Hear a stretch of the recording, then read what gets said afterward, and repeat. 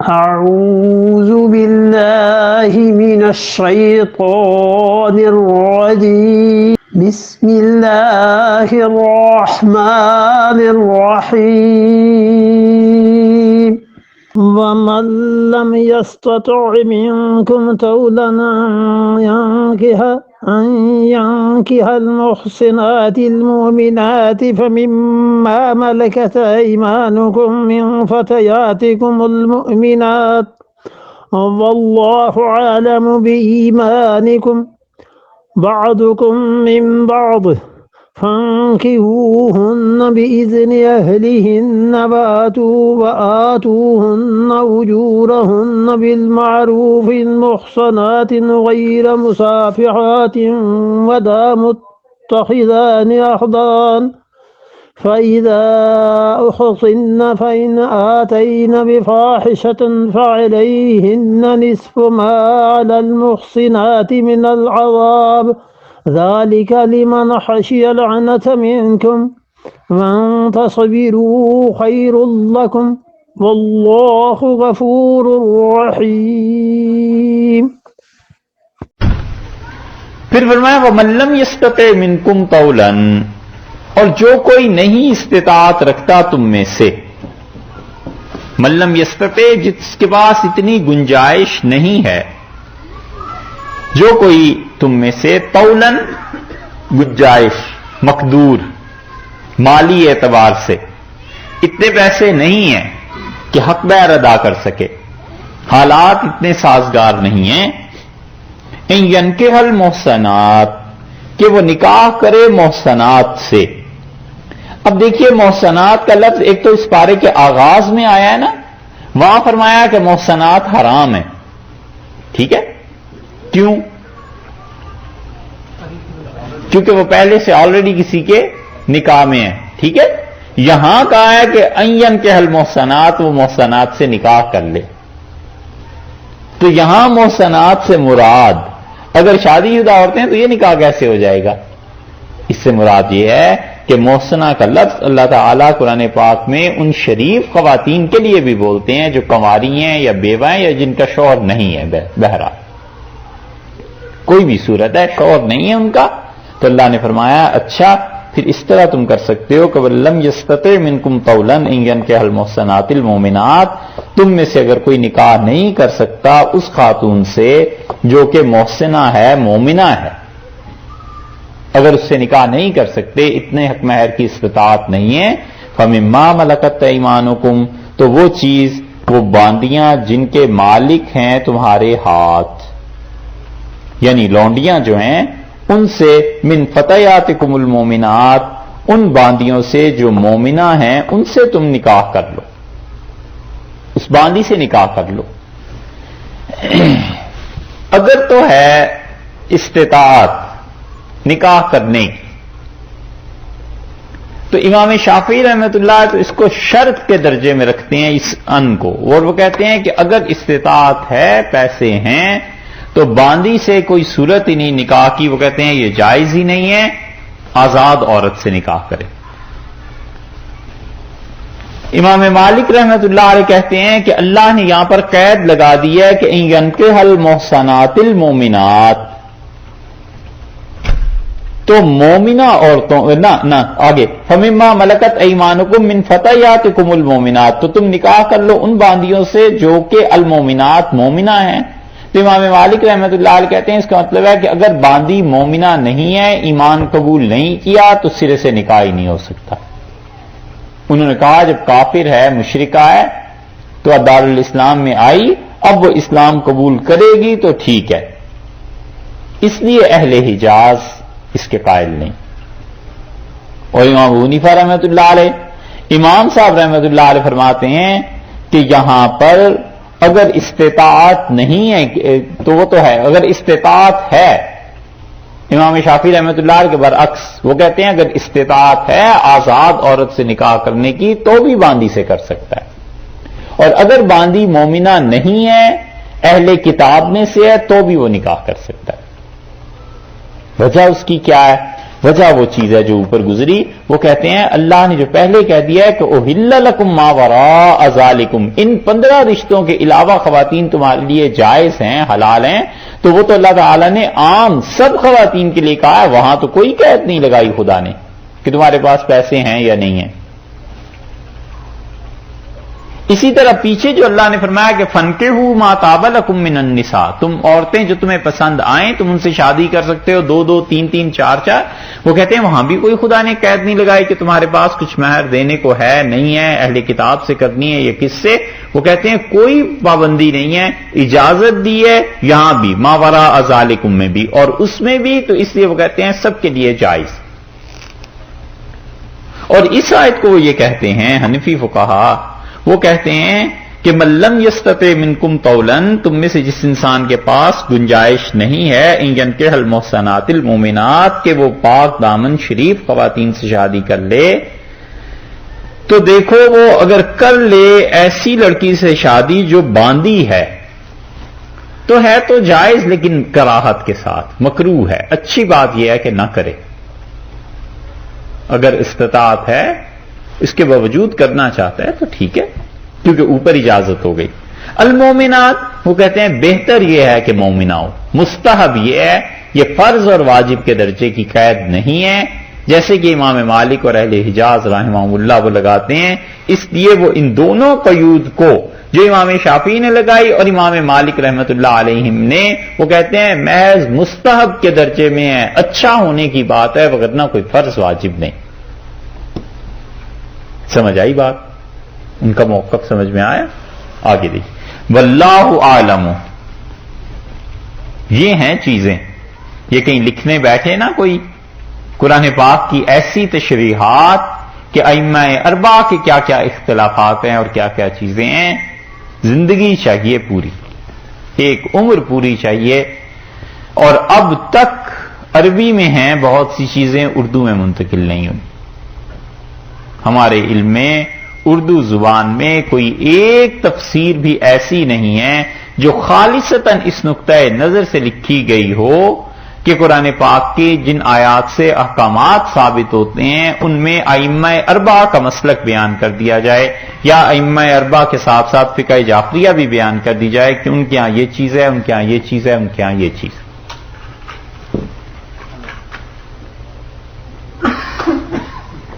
اور یہ وقت کی بہت بڑی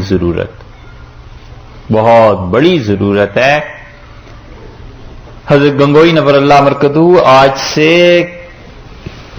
100-125 سال پہلے یہ فرماتے تھے کہ کوئی ایسی چیز ہونی چاہیے کہ ائمہ اربعہ چاروں اماموں کی فقہ پر نظر کی جائے اور دیکھا جائے کہ اس میں سے کتنے فتوے ہیں جو بدلے جا سکتے ہیں کہ کس کے قول پہ کیا فتویٰ دیا جائے. حضرت آج سے 100-125 برس پہلے فرماتے تھے. الفاظ یہ نہیں ہیں لیکن حضرت کی بات کا مفہوم یہی تھا جو حضرت تھانوی رحمۃ اللہ علیہ نے ان سے نقل کیا ہے. اور حضرت تھانوی رحمۃ اللہ نے تو یہاں تک فرمایا کہ اگر میرے بس میں ہوتا، ملفوظات میں آیا ہے تو فرمایا میرا کئی بار جی چاہتا ہے کہ ائمہ اربعہ کی فقہ کو دیکھیں اور ہر فقہ میں جو آسان چیزیں ہیں جس سے دین کی کوئی اور خلاف ورزی کوئی ایسی چیز نہ آتی ہو سامنے، ان سب کو جمع کر دیا جائے کہ مسلمان اس زمانے میں اگر اس پہ عمل کرتے رہیں گے تو دین سے باہر نہیں نکلیں گے. یہ حضرت کے ملفوظات میں ہے. اور ہم بغیر خوف، اس خوف اور ڈر کے آپ کو کہتے ہیں، بغیر تردید کے خوف کے کہ یہاں پر ایسی کتابیں، ایسا لٹریچر، ایسی چیزیں، ایسے علماء ہوں جو ائمہ اربعہ کے مسالک کو جانتے ہوں کہ کس نے کس پہ فتویٰ دیا ہے، تب جا کر اس معاشرے میں کہیں قابو پایا جا سکتا ہے، نپٹا جا سکتا ہے. وگرنہ کوئی آدمی صرف اسی پہ اڑ جائے کہ نہیں فقہ حنفی میں چکے یہ ہے لہذا اس سے تو باہر آپ نکل ہی نہیں سکتے، نہیں چل سکے گا. مسئلہ بڑی جدید دنیا ہوگی، حالات بڑے بدل گئے، تقاضے بڑے بدل گئے. علیہ باللہ ہم یہ نہیں کہتے کہ وہ کتاب و سنت کو ہی بدل دے گا، یہ کوئی اب نیا مجتہد پیدا ہو جائے، مگر آپ کو ذرا بھی ہاں مسلمانوں سے اگر ہمدردی ہے نا، ذرا بھی آپ کو یہ اندازہ ہے کہ مسلمانوں نے یہاں رہنا ہے، اس ایک کام کو کر لو، ساری زندگی اور کوئی کام نہ کرو بھائی۔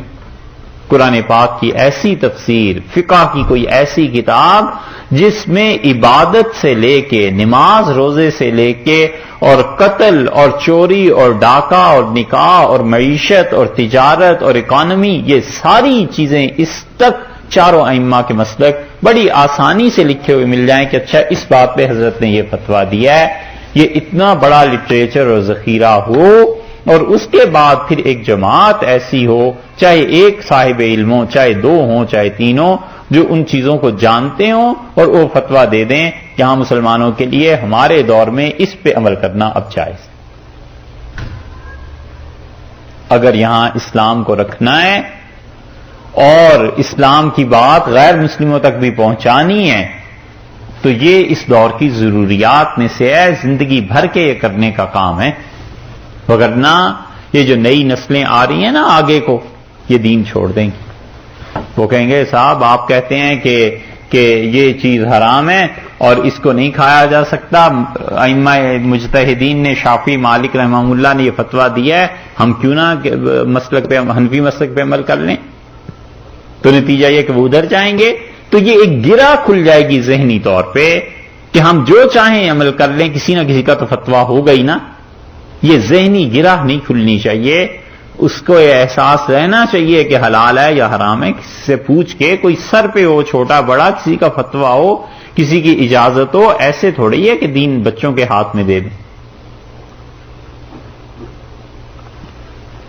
یہ تو جب اکانومی کے مسائل، بینکنگ کے ان چیزوں کو پڑھے تو ہمیں اندازہ اس بات کا ہوا کہ بہت سی چیزیں ایسی ہیں جن پہ حنفی فقہا کے علاوہ دیگر فقہا کا مسلک دیکھنا پڑتا ہے، نہیں تو کام نہیں بنتا۔ یہ کام ہے،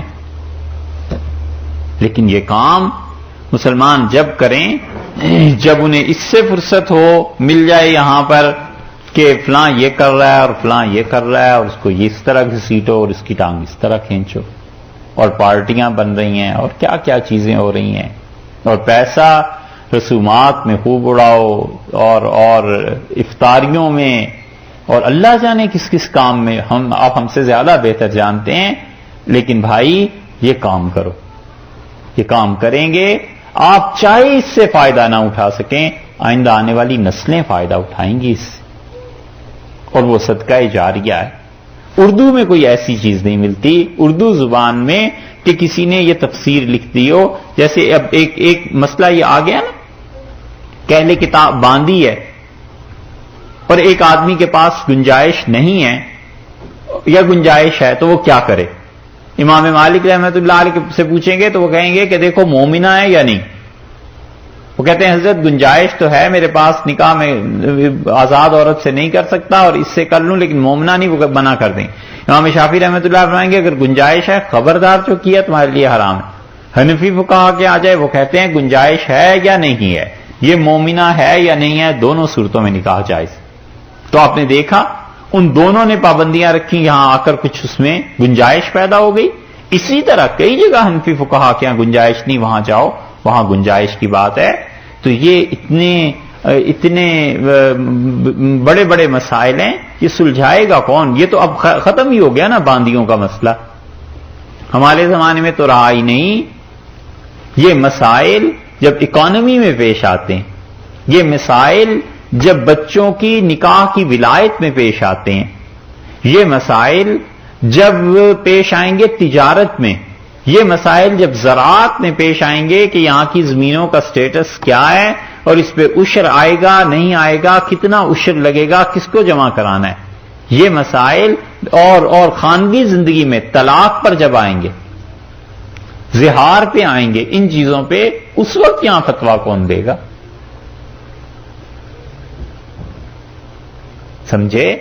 یہ کام کرنے کی، اس لیے یہاں پر یہ جو ارشاد فرمایا ہے نا، امام ابو حنیفہ رحمۃ اللہ علیہ کہتے ہیں کہ مومنات کی قید کہ وہ مومنہ ہو استحباب کے لیے کہ بہتر ہے، تو پھر ترجمہ سارا یوں بنا کہ وَمَن لَّمْ يَسْتَطِعْ مِنكُمْ طَوْلًا، اور تم میں سے اگر کوئی اتنی گنجائش نہیں رکھتا کہ ان ينكح المحصنات المؤمنات، کہ وہ پاک دامن خواتین جو قید جو شریف خواتین ہیں ان سے نکاح کر سکے، اتنا گنجائش نہیں ہے.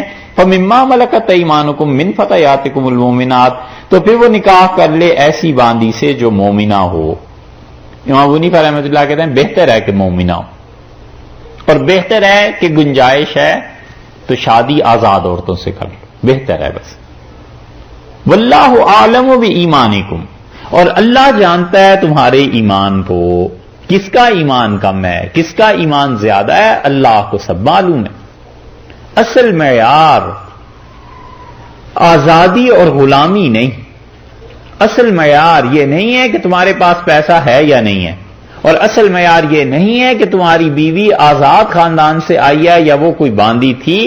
اصل معیار ایمان ہے، ایمان جس کے پاس بھی زیادہ ہے. واللہ عالم بایمانکم، اللہ کو خوب خبر ہے اس کی، اس بنیاد پہ فیصلہ ہوگا کہ کون اچھا ہے. تو جب اللہ ہی جانتا ہے تو قیامت میں ہی فیصلہ ہوگا، دنیا پہ اس پہ مت اترانا. بعضکم من بعض، تم ایک دوسرے کا حصہ ہو، تم آپس میں ایک ہو، سب ایک ہی باپ کی اولاد ہو. جیسے تم انسان ہو، غلام اور باندیاں بھی ویسے ہی انسان ہی ہوا کرتے ہیں، وہ کوئی باہر سے نہیں آئے ہوئے. اس لیے کبھی بھی ان کی حقارت اور توہین نہ ہو. فَانْكِحُوهُنَّ، ان عورتوں سے نکاح کرو، ان باندیوں سے، بِإِذْنِ أَهْلِهِنَّ، ان کے مالکوں کی اجازت سے. یعنی رشتہ جو ہے، یہ جو چیز ہے مالک طے کریں گے ان کے کہ یہ نکاح ہوگا یا نہیں ہوگا. وَآتُوهُنَّ، اور تم انہیں دو، أُجُورَهُنَّ، ان کا مہر. امام مالک رحمۃ اللہ علیہ اس آیت کے ظاہر کو دیکھ کے فرماتے ہیں کہ اس لڑکی کو اس کا حق مہر دیا جائے گا، باندی جتنا بھی اس کے ساتھ طے ہوگا. آزاد عورت کا حق مہر زیادہ ہے، یہ کم پہ کر لے گی راضی ہو جائے گی، کم پہ نکاح کر لے گی، اس لیے اسے دینا ہے. امام ابو حنیفہ رحمۃ اللہ علیہ فرماتے ہیں کہ باندی تو اصل میں اپنے مالک کے قبضے میں ہے نا، یہ تو نکاح کی وہ اجازت دے رہا ہے لیکن اصل میں تو اس کا مالک وہ ہے، تو اس لیے اس کا حق مہر بھی مالک کو ادا کیا جائے گا بالمعروف، قاعدے کے مطابق. اور ہے کیا؟ محصنات، چاہے یہ باندی ہی کیوں نہ ہو، نکاح کی قید میں لانے والے بننا. غیر مصافحات، اور دیکھو یہ محصنات یہ ایسی ہیں کہ جن کے تم نے حق مہر دستور کے مطابق ادا کیے ہیں. ان کی صفت، ان کی تعریف یہ ہے کہ محصنات یہ قید میں آنے والی ہیں. غیر مصافحات، خواہشات کو پورا کرنے والی نہ ہو نہیں. ولا متخذات، اور نہ ہیں اخدان، چوری چھپے آشنائیاں کرنی. یہ عورت باندی ہے لیکن تین چیزیں پھر بھی سوچ لینا کہ وہ عورت نکاح میں آنے والی ہے. غیر مصافحات، تمہارے ساتھ شادی کر کے کوئی اپنی خواہشات کی تسکین نہیں پوری کر رہی. ولا متخذات اخدان، اور دیکھو اسی طرح یہ چوری چھپے کوئی یاریاں بھی نہیں لگا رہی. دو باتیں ہیں، ایک تو دنیا میں جتنی بھی یہ گناہ ہے اور جتنے بھی بازار ایسے اور کرتوت قائم ہیں، دو ہی طرح کی عورتیں ہوتی ہیں. ایک تو ہیں پیشہ ور کسبیاں، اللہ انہیں ہدایت دے، وہ بیٹھ جاتی ہیں، وہ ہیں مصافحات، مستی پوری کرنے والی. اور دوسری ہیں جو چوری چھپے ٹیلی فون کر لیا، خط لکھ دیا، ای میل کر دی، چوری چھپے یاریاں دوسرے لڑکوں سے. اللہ نے کہا ہے دونوں چیزیں نہیں ہونی چاہیے. یہ وہ کسبیاں ہیں، یہ خانگیاں ہیں، گھروں میں بیٹھ کے ایسے کام کرتی ہیں، کہیں فون ملا لیا، کہیں بات چیت شروع کر دی، شوہر کو نہیں پتا یا باپ کو نہیں پتا، اور اس طرح کی چیزیں شروع کر دیں. اللہ نے فرمایا ولا متخذات اخدان، اور یہ جو آشنائیاں لگانے والی ہیں یہ بھی نہ ہو، چوری چھپے. اور اسی کے بالکل دوسری سائڈ بھی ذرا آپ دیکھیے، سورہ مائدہ میں اللہ نے کیا کہا ہے. سورہ مائدہ چھٹا پارہ، اور اس میں سورہ مائدہ میں بالکل آغاز سے آپ دیکھیں،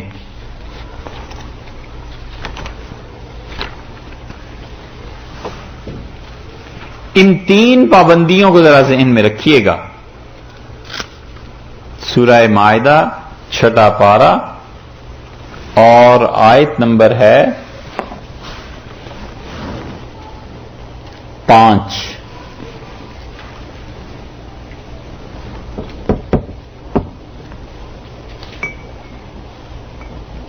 آیت نمبر 5، اليوم احل لکم الطیبات، آج کے دن میں اللہ حلال کرتا ہوں تمہارے لیے ساری پاک چیزیں جو دنیا میں ہیں، وطعام الذین اوتوا الکتاب حل لکم، اور اہل کتاب کا کھانا یہ بھی تمہارے لیے حلال ہے، وطعامکم، اور تمہارا کھانا حل لہم، یہ ان کے لیے حلال ہے، والمحصنات من المؤمنات، اور قید میں آنے والی، نکاح کی قید میں آنے والی مومنہ عورتیں، شادی ان سے نکاح جائز، والمحصنات من الذین اوتوا الکتاب، اور جن کو ہم نے کتاب دی تھی، عیسائی، یہودی، وہ خواتین جو قید میں آنے والیوں نکاح کے، وہ بھی تمہارے لیے جائز ہیں، اذا آتیتموہن اجورہن، جب تم انہیں ان کے حق مہر ادا کر دو، محسنین، اور تم کیا کرو، قید میں لانے والے انہیں بننا، وہاں فرمایا تھا محسنات، یہی تھا نا نکاح کی قید، اس مقام پہ فرمایا محسنین، مردوں تم انہیں نکاح کی قید میں لاؤ گے، وہاں عورتوں کے لیے تھا یہاں مردوں کے لیے، اور وہاں عورتوں کے لیے فرمایا ہے کہ غیر مصافحات، دیکھا ہے اس مقام کو جو ابھی ہم پڑھ رہے تھے سورہ نساء میں، وہاں پہ اللہ تعالیٰ نے فرمایا نا غیر مصافحات، وہ عورتیں کسبیاں نہ ہوں، ایسی نہ ہوں جو تم سے چوری، جو تم سے اپنی خواہشات کو پورا کرنے جاتی ہیں، یا مردوں کو کہا ہے غیر مصافحین، اور مرد ایسے نہ ہوں جو ان عیسائی یہودی عورتوں سے اپنی خواہشات کو پورا کرنے والے ہیں۔ اور وہاں کیا کہا ہے، وہاں فرمایا ہے کہ ولا متخذات اخدان، اور آشنائیاں نہ کرتی ہوں چوری چھپے، اور یہاں فرمایا ولا متخذی اخدان، اور تم بھی ان عیسائی اور یہودی عورتوں سے، ان بچیوں سے جن سے نکاح کرنا ہے، چوری چھپے آشنائیاں کرنے والے نہ ہو۔ کیسی زبردست اللہ نے تردید کی ہے، خدا کو پتا تھا کہ قیامت کے قریب حالات کیسے ہو جائیں گے، ہے نا؟ تو اللہ نے کیا کہا، اللہ نے کہا یہ چوری چھپے جو آشنائیاں ہیں یہ قطعاً نہ کرنا، اور جتنی یہ چوری چھپے آشنائیاں اب عام ہیں، شاید ہی دنیا میں کہیں عام ہوئی ہوں، شاید ہی دنیا پہ کوئی ایسا وقت آیا ہو، اس لیے یہ دجال کے آنے سے پہلے سب سے بڑی آزمائش جو اب تک دنیا میں ہے، جو اچھائی بھی ہے اور برائی بھی، وہ یہی ہے، یہ جو گوگل اور انٹرنیٹ ہے نا، یہ چیزیں، یہ مرشد دجال کا تو جو فتنہ آئے گا سو آئے گا، اس سے پہلے پوری دنیا میں جو سب سے بڑا فتنہ ہے اب یہی ہے، اس کے ذریعے نیکی کے کام بھی ہیں اور اس کے ذریعے یہ چوری چھپے آشنائیاں بھی، اور اس سے بھی بدتر چیزیں ہیں۔ اللہ نے کہا ہے نکاح کی قید میں لانا، ولا متخذات اخدان، اور دیکھو ایسے نہ ہونا، ولا متخذی اخدان، چوری چھپے آشنائیاں، چوری چھپے دوستیاں، یہ فرینڈشپ یہ نہ کرنا ہیں، چوری چھپے بھی نہیں کرنا، تو کھلم کھلا تو بات ہی غلط ہو گئی نا۔ یہ وہ چیز ہے جس کو ہم کہتے ہیں نا کہ اگر اس قرآن پاک کی تعلیم سے تنہائی ٹھیک نہیں ہوتی کسی انسان کی تو کچھ نہیں پڑا، تنہائیاں ٹھیک ہونی چاہیے۔ جب تنہائی اللہ کے ساتھ کوئی نہ دیکھ رہا ہو اور اللہ ہی ہو اور بندہ ہی ہو، اس وقت بھی وہ اچھا ہی ہے، نیک ہے، تو پھر انشاءاللہ وہ خدا کے ہاں بھی نیک ہی ہے۔ اور تنہائیاں جب پورے شہر میں کوئی نہ پہچانتا ہو اور سب اجنبی ہوں اور ایک یہ آدمی اکیلا ہوتا ہے نا، یہ تنہائی ہے۔ یہ چیزیں اللہ نے کہا ہے یہ چوری چھپے اور یہ چیزیں نہ کرنا۔ قرآن پڑھتے نہیں نا، قرآن پڑھا ہوا ہو تو پتا چلے کہ اللہ نے مسلمان لڑکیوں اور مسلمان لڑکوں سے کیا کہا ہے، اور قرآن پڑھا ہوا ہو تو پھر پتا چلے کہ اللہ نے مومن انسان کو کیسا بتایا ہے کہ مومن کیسا ہونا چاہیے، مسلمان کیسا ہونا چاہیے. اور اگر مسلمان اس کردار کے ہوتے تو اب تک یہ کفر کی برف پگھل گئی ہوتی. کب کی؟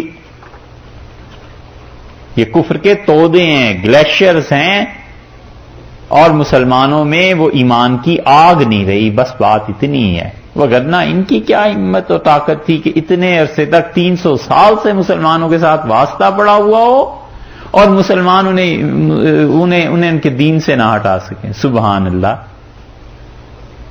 300 برس ہو گئے، اور آپ پیچھے دیکھیں 700 برس مسلمانوں کا واسطہ رہا ہے.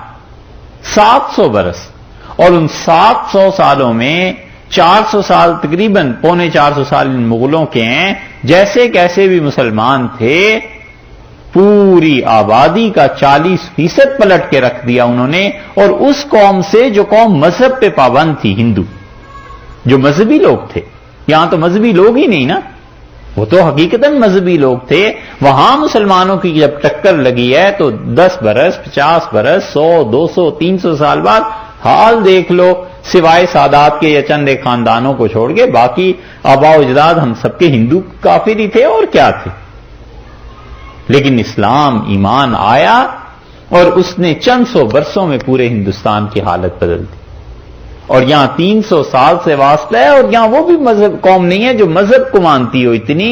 وہ تو فری سوسائٹی ہے، آزاد ہیں. یہاں کام نسبتاً آسان ہے، لیکن اس کے باوجود یہ برف نہیں پگھل رہی کیونکہ آگ نہیں رہی. یہ ہے اللہ نے کہا ہے کہ انہیں کیا کرنا ہے. نکاح کی قید میں وہ تمہیں مردوں کو لانے والی ہے ہوتی ہیں، غیر مصافحات، اپنی مستیاں پوری کرنے والی نہیں، ولا متخذات اخدان، اور نہ یاریاں کریں. شاہ صاحب رحمت اللہ نے ترجمہ کیا ہے، وہ کہتے ہیں قید میں آتیاں. پرانی اردو ہے نا، نہ مستی نکالتیاں نہ یار کرتیاں. پرانی اردو ہے لیکن صحیح مفہوم اس سے پتا چلتا ہے. فَإِذَا أُحْصِنَّ، اور جب وہ نکاح کی قید میں آ گئی، باندی سے نکاح ہو گیا. فَإِنْ أَتَيْنَ بِفَاحِشَةٍ، اگر کوئی وہ کام کریں فحاشی کا، زنا، فَعَلَيْهِنَّ، سو ان کے اوپر ہے نصف آدھی سزا ما علی المحصنات، جو کچھ کے سزا ہے شریف خواتین کی، من العذاب، آدھا عذاب ان پر آئے گا، یعنی آدھی حد ان پر جاری کی جائے گی. فاحشہ کا ترجمہ یہاں پر بدکاری سے بے حیائی کا کام یا زنا اس لیے کیا ہے کہ آگے اللہ نے حد کا بیان کیا ہے، تو اس لیے اور کوئی ترجمہ ہو نہیں سکتا یہاں. ایک دوسرے اللہ تعالیٰ نے یہ جو فرمایا نا کہ اس پہ اتنی حد لگاؤ جتنی کہ محسنات پہ ہے، تو محسنات سے یہاں بھی مراد کیا لیا جائے. اگر آپ یہ کہیں کہ یہ شادی شدہ عورت ہے تو شادی شدہ عورت اگر ایسی بدکاری کرے گی تو اس کی تو سزا رجم ہے، اور رجم آدھا کیسے ہو سکتا ہے؟ ہو نہیں سکتا. تو اس سے صاف مطلب یہی نکلتا ہے کہ یہ وہ خواتین مراد ہیں جن کی ابھی شادی نہیں ہوئی، تو ان کو لگیں 100 درے، 100 کی آدھی سزا ہو گئی، اس کے لیے 50 درے. تو محسنات سے مراد وہ مسلمان خواتین جو کہ ابھی تک شادی شدہ نہیں ہیں. من العذاب، اللہ نے کہا ہے کہ آدھی حد ان پر لگے گی. یہ ہے، سمجھ آئی؟ کلیئر ہو رہی ہے بات؟ آج سمجھ میں آ رہی نا؟ ذالکا. اچھا ایک بات اور یہاں دیکھیے، یہ جو فاحشہ کا لفظ فرمایا ہے، اس لفظ کو ذرا سی محنت آپ کر کے ہم سارے قرآن میں دیکھتے ہیں کہ اللہ نے فاحشہ کا لفظ کہاں کہاں کہا ہے اور کس معنی میں. پتہ نہیں، اللہ ہی جانتا ہے 22ویں پارے تک پہنچنا ہوگا یا کب ہوگا، کیا ہوگا. اس لیے اصل میں تو یہ مسئلہ وہاں بیان کرنا چاہیے تھا، مگر آپ جیسے اچھے لوگ پتہ نہیں پھر ملتے ہیں نہیں ملتے ہمیں. تو اس ایک عقیدے کے مسئلے کو یہاں سے حل کرنا چاہتے ہیں، اس لیے تھوڑی سی محنت کر کے پورے قرآن کو آج دیکھتے ہیں فاحشہ کا لفظ آیا کہاں۔ ہم نے چند دن کر کے پورے قرآن کو دیکھا، 13 مقامات پر یہ لفظ آیا ہے، اور آپ اس میں خود ہم بتا دیتے ہیں، آپ اسے کیٹیگرائز کر لیجئے کہ یہاں مراد کیا ہے اللہ کی۔ اس لفظ کو آپ دیکھیے اسی سورہ نساء میں، اور سورہ نساء کی 15ویں آیت میں۔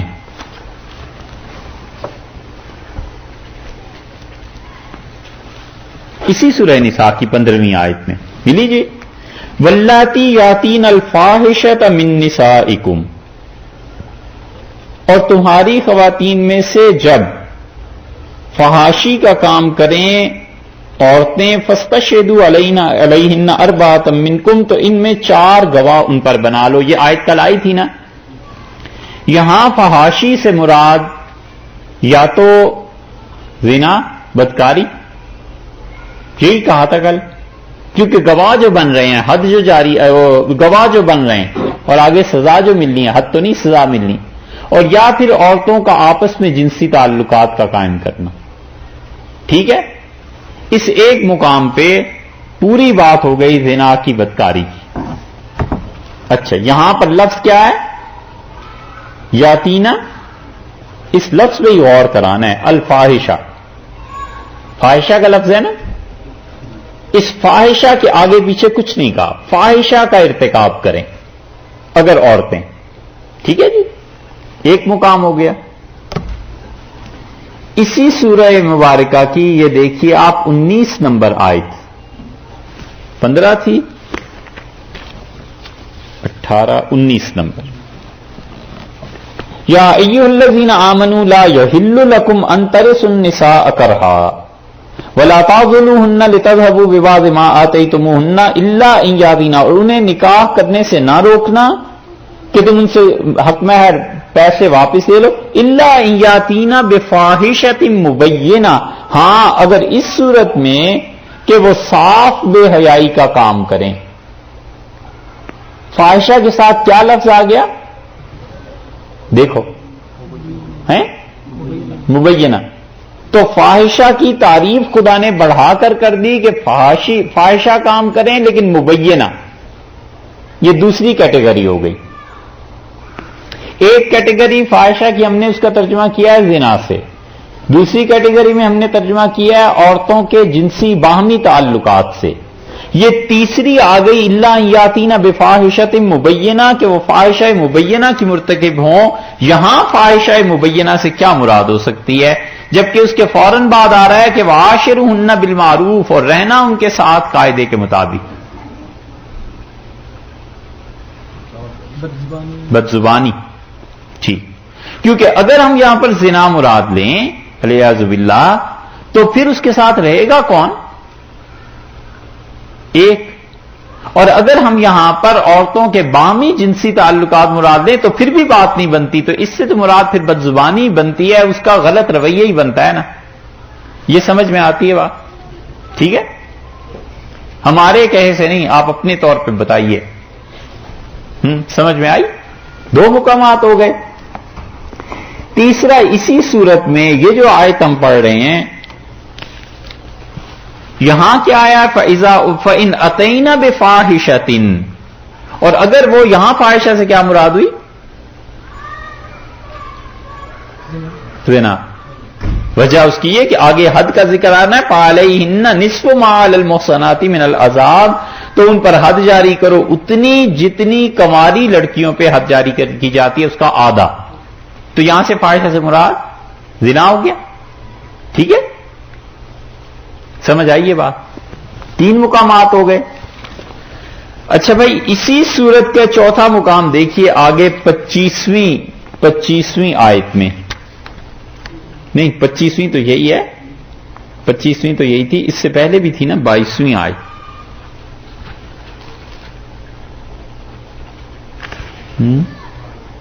جی 22 نمبر آیت میں، ہاں یہ 22 نمبر آیت میں دیکھ لیجئے، ولا تنکحوا ما نکح آباؤکم من النساء، اور نکاح میں نہ لاؤ جن عورتوں کو نکاح میں لائے تمہارے باپ، الا ما قد سلف، ہاں جو نکاح اس سے پہلے زمانہ جاہلیت میں ہو گئے بس، انہ کان فاحشۃ، یہ ماں کے ساتھ نکاح کرنا یہ کیا ہے؟ فاحشہ۔ یہاں کیا مراد ہوا؟ زنا مراد ہے۔ ظاہر ہے کہ بہت بڑی بے حیائی کی بات ہو گئی نا، لیکن فاحشہ کا صرف لفظ آیا ہے، قرآن نے اس کے ساتھ اور کوئی لفظ نہیں بیان کیا۔ تو اب تک ہمارے پاس 3 کیٹیگریز آ گئیں، ایک فاحشہ زنا کے معنی میں، ایک فاحشہ مبینہ عورت کا بد کلامی سے پیش آنا 2، اور تیسری یہ آ گئی کہ عورتوں کے باہمی جنسی تعلقات۔ ٹھیک ہے، کتنے مقامات ہو گئے؟ 4 ہو گئے۔ 5واں آپ دیکھیے سورہ اعراف میں، اور سورہ اعراف میں 28 نمبر آیت ہے، 9واں پارہ جہاں سے شروع ہوتا ہے۔ سورہ اعراف 8ویں پارے میں دیکھ لیجئے۔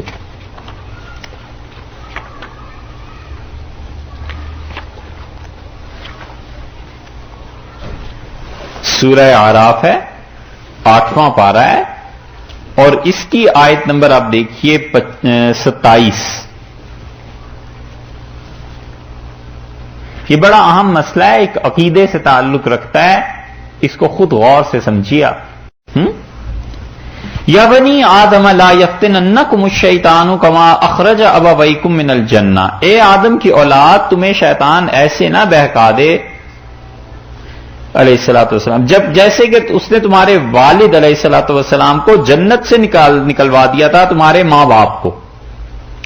ینزع عنہما لباسہما، اس نے ان دونوں کے لباس اتروا دیے، لیریہما سوآتہما، تاکہ جو ان کے جسم تھا انہیں وہ دکھائے، انہ یراکم ہوا وقبیلہ من حیث لا ترونہم، شیطان تمہیں وہاں سے دیکھتا ہے، اور شیطان کی قوم جنات جہاں سے تم ان کو نہیں دیکھ سکتے۔ انا جعلنا الشیاطین، ہم نے شیاطین کو بنایا ہے اولیاء، دوست، للذین لا یؤمنون، ان کا جو ایمان نہیں لاتے، یعنی کافروں کے دوست۔ اب آئی بات، وَإِذَا فَعَلُوا فَاحِشَةً، اور جب یہ کافر کرتے ہیں کام فاحشہ، قالو کہتے ہیں، وجدنا علیہا آباءنا، ہم نے اپنے باپ دادا کو دیکھا ہے یہی کام کرتے ہوئے، واللہ امرنا بہا، اللہ نے انہیں حکم دیا تھا کہ ایسے کیا کرو۔ یہاں فاحشہ کا ترجمہ کیا ہوگا؟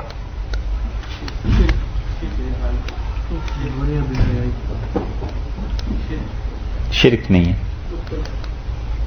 اچھا، قل ان اللہ لا یامر بالفحشاء، انہیں کہیے اللہ ایسے عیب کے کاموں کا حکم نہیں دیتا۔ اتقولون علی اللہ ما لا تعلمون، کیوں جھوٹ بولتے ہو اللہ پہ جو تمہیں خود بھی معلوم نہیں، جس چیز کی سند اور صحیح ہونا تمہیں بھی پتا نہیں، جھوٹ بولتے ہو اللہ پہ۔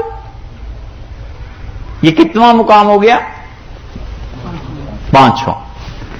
اس کی تفسیر صحیح معنی میں وہ ایک حدیث ہے جو آئی ہے نسائی میں۔ حدیث میں آتا ہے کہ یہ جب لوگ طواف کرتے تھے نا بیت اللہ کا، تو ننگے ہو کے کرتے تھے، اور عورتیں یہ شعر پڑھتی تھی طواف کے دوران، بجائے اس کے کہ تلبیہ کوئی پڑھے اللہ کو یاد کرے، وہ کہتی تھی الیوم یبدو بعضہ او کلہ، آج کا دن یہ ایسا ہے، یبدو بعضہ او کلہ، کہ میرے جسم کا کوئی حصہ بے لباس ہو جائے، چاہے وہ زیادہ ہو جائے اور چاہے وہ کم ہو جائے، یا سارا کا سارا لباس اتار کے میں ننگی طواف کروں بیت اللہ کا، وما بدا منہ فلا احلہ، تو میرا جسم جو نظر آتا ہے میں لوگوں کے لیے اسے جائز قرار نہیں دیتی، کیونکہ خدا کا گھر ہے، الیاذ باللہ۔ خدا کے گھر کا طواف ایسے کرتے تھے۔ السلام۔ تو نسائی میں شعر یہ آیا ہے کہ وہ کہتے تھے الیوم یبدو بعضہ او کلہ وما بدا منہ فلا احلہ، آج کے دن میں اسے جائز قرار نہیں دیتی، لیکن جسم پورا کھل جائے، بے لباس ہو جائے، کم ہو، مجھے اس سے بحث نہیں۔ یہ وہ چیز ہے، یہ فحاشی ہے بے لباس ہونا۔ وَإِذَا فَعَلُوا فَاحِشَةً قَالُوا وَجَدْنَا عَلَيْهَا آبَاءَنَا، جب کپڑے اتار کے طواف کرتے ہیں ننگے ہو کے، کہتے ہیں اس پہ پایا ہے ہم نے اپنے باپ دادا کو، واللہ امرنا بہا، اللہ نے اس کا حکم دیا تھا۔ اب فٹ بیٹھ گئی بات اپنی جگہ پہ، تفسیر سمجھ میں آ گئی، ٹھیک ہے۔ قل ان اللہ لا یامر بالفحشاء، کہ یہ اللہ فحاشی کا حکم نہیں دیتا۔ اچھا، اب فاحشہ کے لفظ کا ایک اور ترجمہ آپ کو مل گیا۔ کتنے ترجمے ہو گئے اس کے؟ 5 ہو گئے۔ زنا 1، اور عورتوں کے تعلقات 2، بدزبانی 3، یہ ننگے طواف کرنا 4، وہ بھی زنا ہے، 4 ہی ہوئے۔ ماں سے جو نکاح کا تھا وہ بھی زنا ہے، یعنی 4 ترجمے مل گئے، ٹھیک ہے جی۔ جی جی، نہیں صرف ننگے پن سے، کیونکہ وہ جو شعر پڑھا ہے وہ ایسی کوئی حرکت بیت اللہ میں نہیں ہو سکتی، وہ صرف یہی بے لباسی تھی۔ 4 ترجمے ہو گئے۔ اچھا صاحب، اور یہاں دیکھ لو، فاحشہ کے ساتھ قرآن نے اور کوئی لفظ نہیں بڑھایا، تو کوئی اور لفظ نہ بڑھانا اس کا مطلب یہ ہے کہ بے لباس ہو جائے، علیہ باللہ۔ اسی سورہ مبارکہ کی 80 نمبر آیت میں دیکھیے آپ، آگے چلیے۔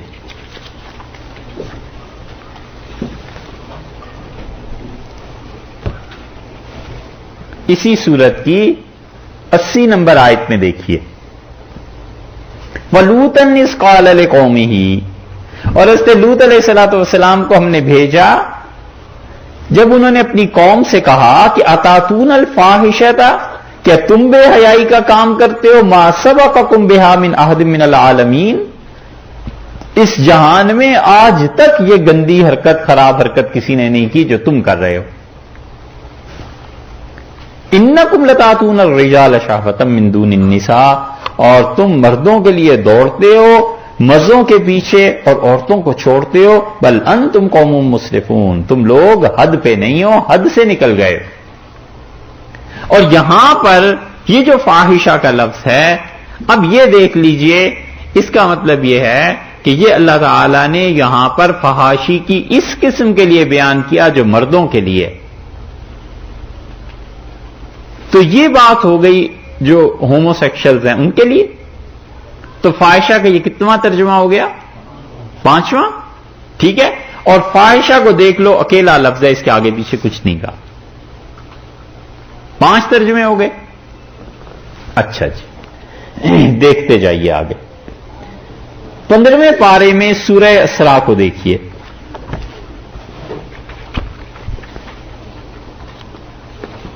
یہ جو شعر ہم نے پڑھا تھا سنن نسائی میں، مناسک کا جو باب ہے نا حج کا، اس میں جہاں آیا خذوا زینتکم عند کل مسجد، ہر مسجد میں داخلے کے وقت، نماز پڑھنے کے وقت لباس اپنا اچھا رکھا کرو، اس کے تحت امام نسائی رحمۃ اللہ علیہ لائے ہیں اس شعر کو، کیونکہ لباس کا سارا تھا۔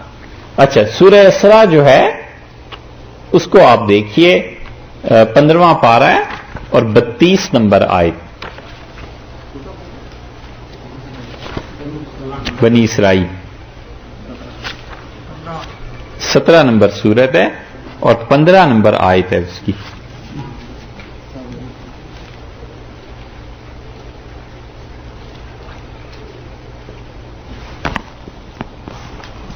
نہیں بھائی، سورہ اسراء نہیں ہے، 32 نمبر آیت، ہاں 32 ہے، میں اور چیز دیکھ رہا۔ اچھا جی، 32 نمبر آیت میں دیکھیے، وَلَا تَقْرَبُوا الزِّنَا، اور زنا کے قریب مت جاؤ، اِنَّهُ كَانَ فَاحِشًا، یہ فاحشہ ہے۔ قرآن نے یہاں تصریح کر دی نا کہ وہ فاحشہ کس کو کہتا ہے، ٹھیک۔ اس پہ پھر دیکھ لو فاحشہ کے آگے پیچھے کوئی لفظ ہے؟ ابھی تک کتنے مقامات گزرے ہیں جہاں فاحشہ کے ساتھ کوئی اور لفظ تھا؟ 1، ٹھیک ہے، اور وہ کیا لفظ تھا؟ البینہ، مبینہ، ٹھیک ہے نا جی۔ یہی بات آپ کو سمجھانی، آپ سے عرض کرنی۔ ولا تقربوا الزنا، اور دیکھو بدکاری کے قریب نہ جانا، انہو کانا فاحشہ، یہ ہے فاحشہ وساء سبیلا، اور بڑی بری راہ، بہت غلط کام ہے. ٹھیک ہے، کتنے مقام ہو گئے؟ 7 ہو گئے. ارے صاحب 7 ہو گئے. آگے چلیے سورہ نور میں 18ویں پارے میں ہے. سورہ نور 18واں پارہ ہے، اور 18ویں پارے میں سورہ نور میں آیت نمبر 19 ہے.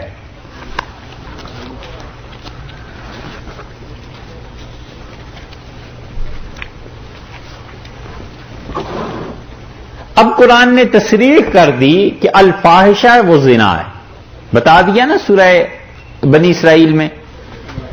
یہاں کہتے ہیں اللہ تعالیٰ ان الذین یحبون ان تشیع الفاحشۃ فی الذین آمنوا، اور وہ لوگ جو یہ چاہتے ہیں کہ مسلمانوں میں، قوم میں رواج پائیں الفاحشہ، یہ رائج ہو جائے، الفاحشہ یہ عام ہو جائے، لہم عذاب علیم، ان کو ہم درد کی مار دیں گے اس دنیا میں بھی اور آخرت میں بھی.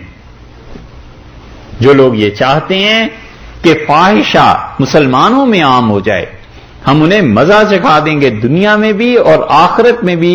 واللہ یعلم وانتم لا تعلمون، اللہ جانتا ہے کہ اس میں کتنا نقصان ہو جائے گا، تمہیں نہیں معلوم. یہ اس میں فاحشہ کے پھیلانے میں ہر وہ آدمی جو مسلمان ہو اور فحاشی کی کسی بھی چیز کو خریدتا ہے تو وہ پھیلاتا ہی تو ہے.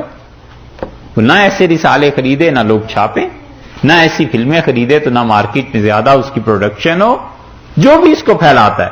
خیر یہ تو ایک الگ مسئلہ ہے. الفاحشہ فرمایا ہے نا، اس الفاحشہ سے کیا مراد ہے؟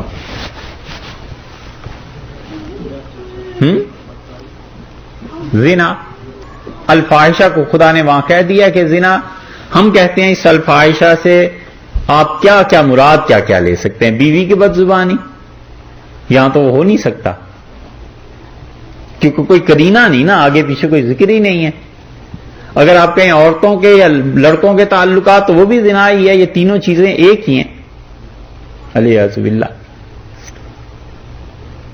تو یہ تینوں چیزیں ایک ہو گئیں، لے دے کے رہ گئی. ایک بیوی کی بد زبانی وہ یہاں ہو نہیں سکتی، اور ایک کیا چیز تھی اور بے لباس ہونا، وہ بھی یہاں ایسا مراد نہیں ہو سکتا کہ آگے پیچھے کی آیات کچھ بتاتی نہیں ہے. جو کچھ بھی یہاں لے لیں زیادہ مناسب وہی ہے زنا. کتنے مقام ہو گئے؟ 8 ہو گئے.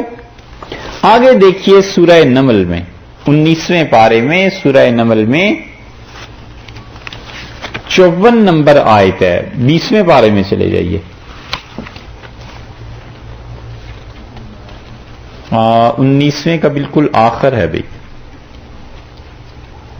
19ویں کا بالکل آخر ہے، 54 نمبر آیت میں.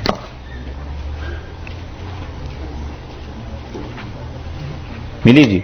وَلُوطًا اِذْ قَالَ لِقَوْمِهِ، 27 نمبر سورہ نمل اور 19واں پارہ ہے، اور آیت نمبر ہے اس کی 54. وَلُوطًا اِذْ قَالَ لِقَوْمِهِ، اور لوط علیہ السلام نے جب اپنی قوم سے کہا اَتَأْتُونَ الْفَاحِشَةَ، بے حیائی کا کام کرتے ہو، وَأَنْتُمْ تُبْصِرُونَ، اور تم دیکھتے بھی ہو پھر اسے بیٹھ کے. ایک بے حیائی کے کام اور اوپر سے اسے بیٹھ کے دیکھنا بھی، لیاذ باللہ. اس سے معلوم ہوتا ہے کہ برسر عام یہ کرتے تھے ایسی حرکتیں. اسی لیے تو انہوں نے فرمایا کہ اس کے ساتھ ساتھ تم دیکھتے بھی ہو ایک دوسرے کو. یہاں فاحشہ سے صاف پتا چلتا ہے جو کچھ بھی مراد ہے. ٹھیک ہے نا، یہاں تو کوئی احتمال نہیں کسی اور چیز کا، بیوی کی بد زبانی کا، کسی اور چیز کا کوئی چانس ہی نہیں ہے. یہاں صاف پتا چلتا ہے. ٹھیک ہے جی. آگے دیکھیے سورہ عنکبوت، سورہ العنکبوت ہے. کیا نمبر ہے سورہ کا؟ 29 جی. سورہ عنکبوت میں 20واں پارہ ہی ہے یہ. آیت نمبر اس کی دیکھیے 26، آیت نمبر 26. فآمن لہ لوط، سو ابراہیم علیہ الصلوۃ والسلام پر ان کے گروہ میں سے انہیں کس نے مانا؟ اس لوط علیہ السلام نے. وقال انی مہاجر الی ربی، اور بولے حضرت ابراہیم علیہ الصلوۃ والسلام کہ میں اللہ ہجرت کرتا ہوں تیری طرف، اپنے پروردگار کی طرف ہجرت کرتا ہوں. انہ هو العزیز الحکیم، اللہ بڑے زبردست ہیں، حکمت والے.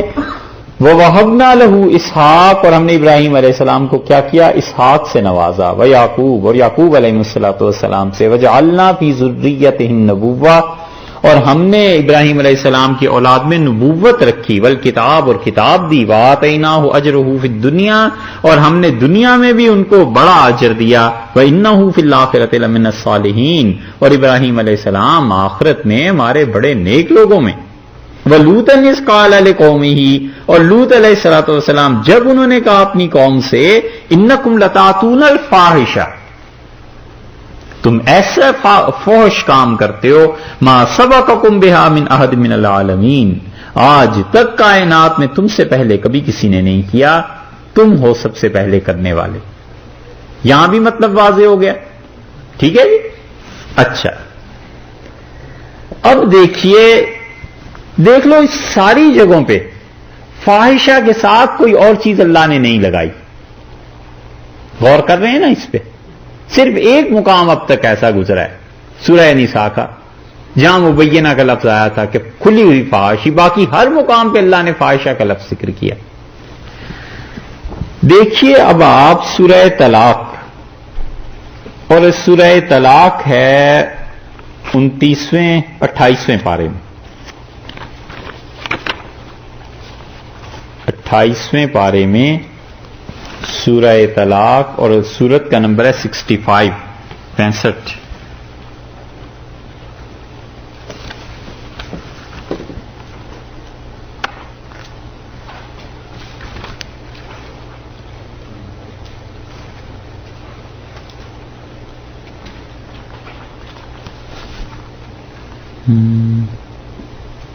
اس میں ایک آیت تو ہے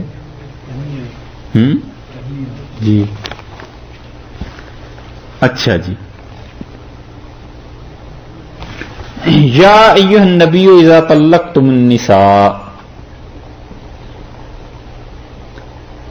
اے ایمان والو جب تم طلاق دو عورتوں کو، نہیں اے نبی صلی اللہ علیہ وسلم.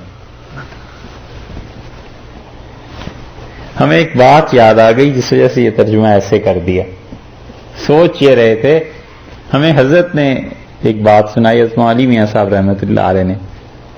حضرت نے فرمایا ایک مرتبہ نماز پڑھا رہے تھے رمضان میں، وہاں خلیل احمد صاحب سہارنپوری رحمۃ اللہ علیہ، تو انہوں نے سورہ طلاق تراویح میں پڑھی اور شروع کیا یہیں سے کہ یا ایھا النبی اذا طلقتم النساء. تو شیخ الحدیث مولانا زکریہ صاحب رحمۃ اللہ علیہ، جوانی کا زمانہ تھا، کہیں کسی چیز میں مصروف تھے، جلدی سے آ کے حضرت کے پیچھے کھڑے ہو گئے، نماز شروع کی تو حضرت نے پڑھا یا ایھا النبی اذا طلقتم النساء. تو حضرت نے فوراً لقمہ دیا پیچھے سے اور کہا یا ایھا الذین آمنوا اذا طلقتم النساء، ایمان والو جب تم طلاق دو. تو سہارنپوری رحمۃ اللہ علیہ چپ ہو گئے. پھر انہوں نے پڑھا یا ایھا النبی، انہوں نے پھر لقمہ دیا یا ایھا الذین آمنوا. حضرت نے تیسری مرتبہ زور سے پڑھا تو حضرت فرماتے بھی شیخ کہتے تھے میں چپ ہو گیا. فرماتے شیخ نے خود ہمیں سنایا، اور جب نماز پوری ہوئی تو حضرت سہارنپوری رحمۃ اللہ علیہ بیٹھے اور حضرت امام علی زکریہ یہ کیا لقمہ دے رہے تھے؟ تو انہوں نے عرض کیا حضرت میں سوچ رہا تھا کہ آگے تو سارے صیغے جمع کیے ہیں کہ اذا طلقتم النساء، جب تم سب مل کے اور اپنی بیویوں کو طلاق دو تو فطلقوہن لعدتہن، تو ان کی عدت گنو، واصل عدہ، اور عدت کو پورے کرتے رہو، گنتے رہو. سارے جمع کے صیغے ہیں، پہلے یا ایھا الذین آمنوا ہی ہونا چاہیے، پہلے بھی ایمان والے ہونے چاہیے. حضرت نے فرمایا اچھا مولی زکریا قرآن میں بھی قیاس چلاتے ہو. سوچ یہ رہے تھے اتفاق سے وہ بات ایسی زبان پہ یا ایھا النبی، اے نبی صلی اللہ علیہ وسلم اذا طلقتم النساء، مراد امت ہے، یعنی جب تم لوگ طلاق دو فطلقوہن لعدتہن، تو ان کی عدت پر طلاق دو عورتوں کی، وَأَحْصُوا الْعِدَّةَ، اور عدت کو گنتے رہنا، وَاتَّقُوا اللَّهَ رَبَّكُمْ، ڈرو اللہ سے جو تمہارا پروردگار ہے، لَا تُخْرِجُوهُنَّ مِن بُيُوتِهِنَّ، اور مت نکالو ان خواتین کو ان کے گھروں سے۔ عدت کی جو مہلت ہے، عدت جو عورتوں نے گزارنی ہے تمہارے ہی گھر میں پوری کریں۔ وَلَا يَخْرُجْنَ، اور خود وہ بھی نہ نکلیں، إِلَّا ہاں أَن يَأْتِينَ بِفَاحِشَةٍ مُبَيِّنَةٍ، وہ کھلی ہوئی فحاشی کا ارتکاب کریں تو بس پھر اس گھر سے نکل جائیں، اپنے گھر جا کے رہیں۔ یہ ہے فاحشہ مبینہ۔ اب یہاں دیکھ لیجئے کیا مراد ہو سکتی، وہی جو پہلے تھی، زبان درازی، کہ اگر وہ زبان چلاتی ہے تو اس گھر میں عدت نہ گزارے، اپنی چلی جائے۔ ولا یخرجن الا ان یاتین بفاحشۃ مبینہ، فاحشہ کے ساتھ یہ دوسرا مقام ہے جہاں قرآن نے استعمال کیا ہے مبینہ کا لفظ۔ تو مراد کیا ہوا جی؟ زبان درازی، بولنا، ٹھیک۔ یہ کتنے مقامات ہو گئے؟ 11 ہو گئے۔ ایک مقام اور دیکھیے، سورہ آل عمران میں آیا، سورہ آل عمران، اور پارہ ہے وہ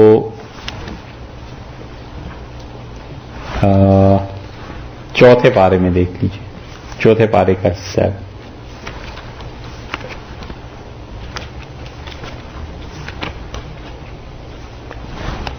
آیت نمبر ہے 135۔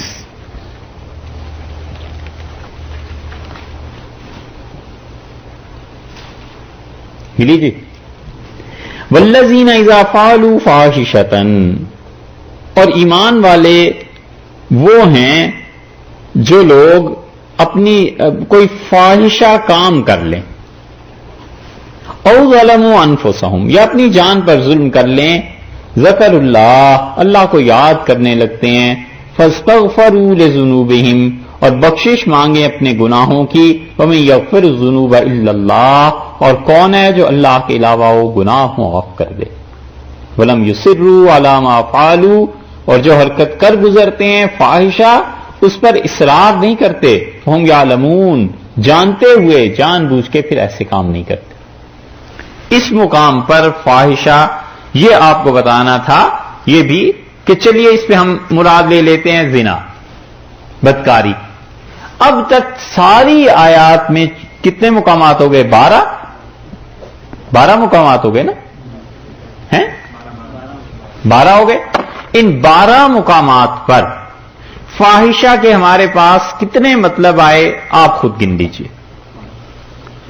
ایک آ گیا زنا، ٹھیک ہے، اور اسی میں مردوں اور عورتوں کی بدکاری کو بھی شامل کر لو، ہم نے اس سے کیا بحث کرنی ہے۔ ایک ہے تو وہ تینوں ایک ہی طرح کے کام، ٹھیک ہے۔ دوسرا اس کا ترجمہ ہو گیا بغیر لباس کے، ٹھیک ہے، اور تیسرا ترجمہ قرآن نے ہمیں بتایا ہے کیا؟ زبان درازی۔ 3 چیزیں ہو گئیں۔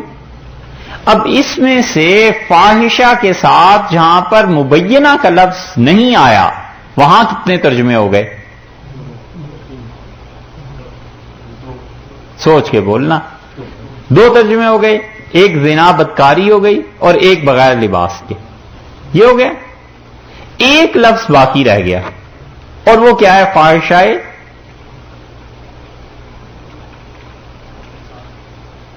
فاحشہ کا جہاں جہاں قرآن نے ترجمہ کیا 3 ترجمے تھے نا بیسیکلی جس پہ ہم اب تک پہنچے۔ ایک زنا، اس کو چھوڑ دیجئے، اب ختم کر دیجئے اس کو۔ دوسرا بغیر لباس کے،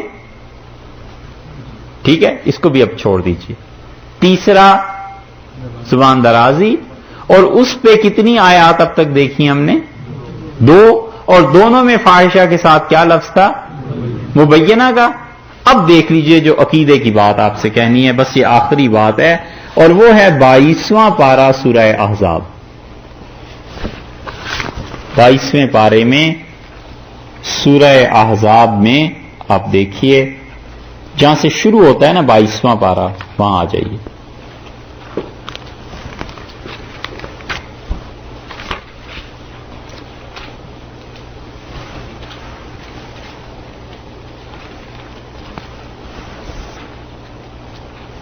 ملی جی 22واں پارہ.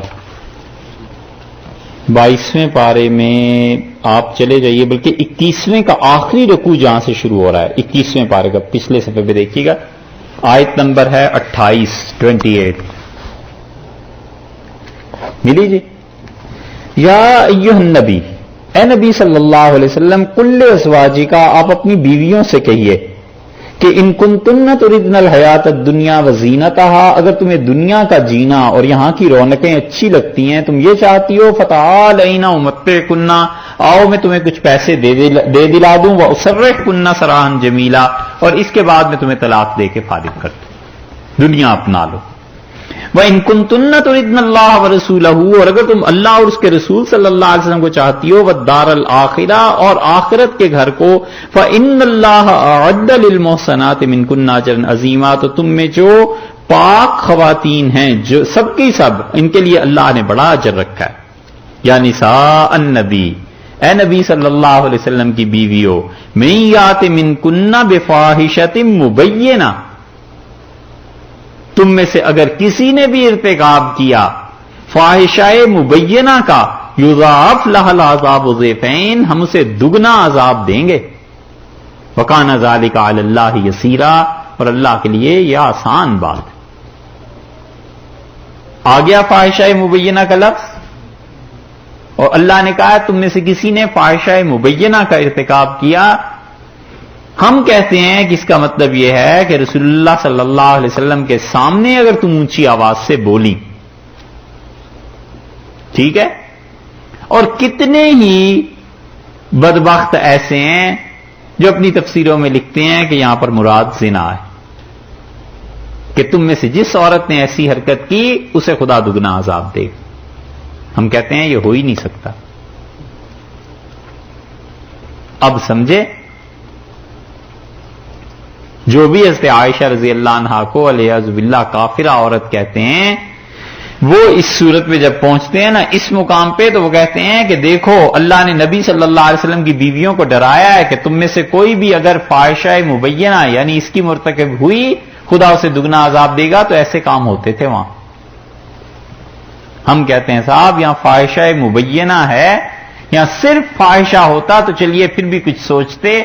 پورے قرآن میں ہر جگہ اللہ نے جہاں بھی اس کا زنا کا ذکر کیا ہے فاحشہ کا لفظ لائے ہیں، مبینہ کا لفظ کہیں نہیں لائے. اس لیے کہ مبینہ کا مطلب ہے کھلی ہوئی بے حیائی، اور بدکاری وہ تو بڑے سے بڑا بھی آدمی چھپ کے ہی کرتا ہے. ذرا سی بھی شرم و حیا ہو تو چھپ کے ہی کرتا ہے، کوئی سب کے سامنے تھوڑی ہی ہوتی. اب سمجھ آئی اس آیت کی؟ سمجھے؟ یہ ہے عقیدے کا مسئلہ. اگر کوئی آدمی یا اس کی تفسیر اس سے کر دے گمراہ ہو جائے گا، والعیاذ باللہ اگر وہ اس کی تفسیر جائز سمجھ کے کر دے تو کافر ہو جائے گا.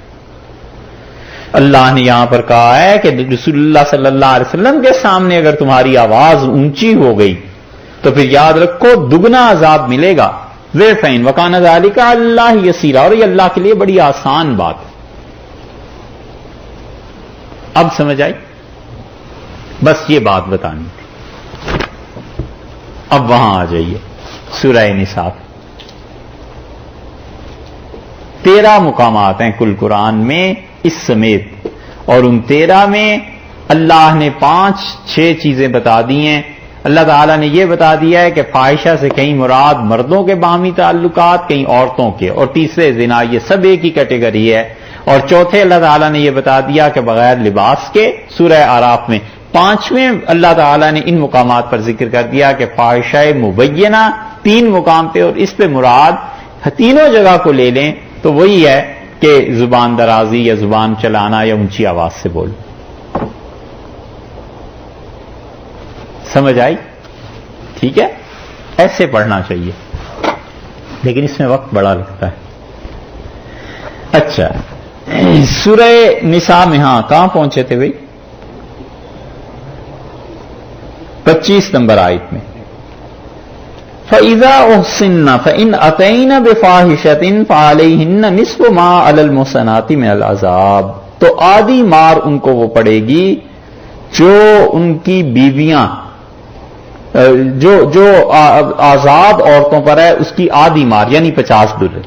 ذالکا، اور یہ اس لیے ہم نے اجازت دی ہے باندی سے ان عورتوں سے نکاح کی، اس کے لیے لمن، اس شخص کے لیے خشی العنت منکم، تم میں سے جو انسان مصیبت میں مشقت میں پڑ جائے.